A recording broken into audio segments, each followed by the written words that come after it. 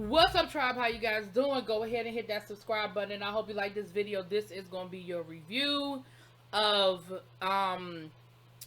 shoot, I don't forgot. Oh, Put a Ring on It, season 3, episode 1. So listen, this episode we just got to meet the couples. We know Dr. Nicole gave her speech about what we're here for and who she is and what her qualifications are. And then they actually got started on this first date, right? So if you've watched Put a Ring on It before, you know what the premise is. For those who have not, very quickly, we have 3 couples this season. And out of these 3 couples, they are sort of at a make or break in their relationship. Either they're going to get married, they're going to walk down the aisle, or that's it. Either they're going to, you know what, or get off the pot, right? And their way of finding out whether their love is ready to take it to the next step is for them to date other people. Okay? So, I'm going to go through the different couples, and then we're going to talk about the first dates, and then that's what we're going to do for this episode, okay? So, couple number 1, we have, you know what, I'm going to end with Shay and Alonzo. I'm going to start with the other 2, because I feel like out of the 3 of them, they got the most going on. So, I'm going to start with with Otis and Christian. Now, with Otis and Christian, honestly, I didn't really see a whole lot with them until the date. They have communication issues, okay? But I think most couples have communication issues. They've been together for 3 years. But they also have an issue with gender roles. It seems that Christian has a certain idea of who should do what in the relationship. And he doesn't feel like, Otis has an idea of who should do what in the relationship. And he doesn't feel like Christian is it Christian or Christina? Anyway, Chris, if she is doing that, upholding that. Now, we're going to put a pin in that and we're going to come back around, okay? Next up, we have Kenneth and we have Shorty. Now, we found out that Shorty is a radio personality locally. Shorty Mac, I believe is her whole name on the radio. And Kenneth is her man. They've been together for 3 years. I feel like I think I said it already, all these couples been together for 3 years. They've been together for 3 years. Kenneth is from Louisiana, so we got this whole Hollywood thing going again with the Louisiana accent and the, boy, this and yeah. Their biggest issue, as it was explained, was the financial issue. Now, what I read between the line was Shorty makes more money, or maybe makes all the money, and she's kind of not really appreciative or feeling having to support her man, okay? She wants them to really do a better job of financial planning and putting themselves in a good space financially moving forward. There was also mention of anger. Now, it seemed like the one that be getting angry is Shorty. And Shorty was like, I only get angry when you do things that make me act angry. Like, I'm not just always an angry person, but when you do things that put me in that space, then I become angry.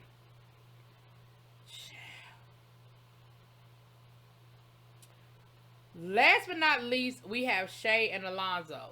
Now, Alonzo works for Rick Ross. They're really good friends. And it looks like Shay and Alonzo live a pretty decent life. From all the pictures they showed, they are all, they are flossing. We got Louboutins and we have, designer handbags and Versace and all that. They look like they fly private jets. They look like they live a pretty good life. But what we find out from Miss Shay and Alonzo is, Shay, they were engaged to be married, and then he called off the wedding and took the ring back, or somebody called off the wedding and took the ring back, and then they got back together, and now they're planning their wedding again. But Shay is not happy with the fact that Alonzo Mama don't know who she is. Now, do I think that his mama knows that she exists and that she is somebody he's dating? Yes. Do I think his mother knows how serious the relationship is? No. And that is where her frustration comes in. She says, he won't introduce her to his mom. He won't let his mother know that this is who I'm with. We are engaged. We're going to be married. This is my future. And it really bothers her. Now, what we found out by the end of this episode is his mom is really close with the mother of his child. Even to the point where he described it as they're like best friends. And my mother really thought that I was going to marry this woman. And so I don't really say a whole lot because, yeah, like, it's a hard conversation to have when this is the person that she's with all the time, talk to all the time. He said, but we just had a big old engagement party. Like, everybody know we engaged. Like, why do I have to do all of that? And it's interesting because I'm like, y'all just had a real big engagement party, but your mama wasn't there? It's interesting. Yeah. Y'all, there's so many red flags in that relationship. I don't even have nowhere to start, okay? But Dr. Nicole is going to start with the ladies first. So the ladies went on a date first. So the first person to show up Shay and Alonzo was Brian. Now Brian is from Detroit, and baby, he came to the door and Alfonso started calling him Lil Brian. That was his name. He was Lil Brian, okay? And he took Shay on a date to paint and sip. I mean, not paint and sip. I'm sorry, to a paint thing. They had to put whatever they did. They had to put the overalls on their whole body. So I was like, damn, I ain't never been to no paint and sip like that. It was like paint and twist or something. So I don't know. They had a whole lot going on with the painting. And then they went out to eat afterwards, and you know, they talked or whatever. She said, you know, you're normally not my type. I normally wouldn't date somebody, you know, like you, this, and this. But, you know, I'm kind of open to this process, whatever. And they seemed like they had a decent date. Then we had Shorty, and Shorty's date showed up. Excuse me. And baby, we had a flash from the past. Shorty's date was Hollywood. If y'all remember Hollywood from season 1, who was with Ashley. Now listen, I'm all for us, you know, bringing people back, and it's cute, it's nostalgic, but you went out and got somebody from New Orleans for somebody from New Orleans. Corny. It was corny. But they looked like they had a nice date. Now they went and did the whole clay thing, making the little clay thing.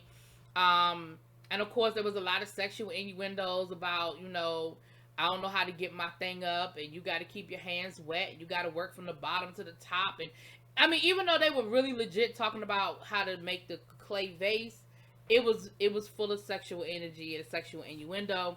When it was over with, Hollywood took her to the gift shop and told her she could buy whatever she want, and she came home with a necklace. Now, the husband felt some kind of way about, the boyfriend felt some kind of way about that. He was like, now listen, it's one thing for you to go out on a date, but you're not going to roll up in here with no gift from another man. Like, that's not cool. I had a problem with that. I don't appreciate that. I could kind of understand how he felt about that. Because Hollywood walked in the door with flowers. So I guess he was like, well, I'd already let you have the flowers, but now you're going to come in here with a gift, a necklace.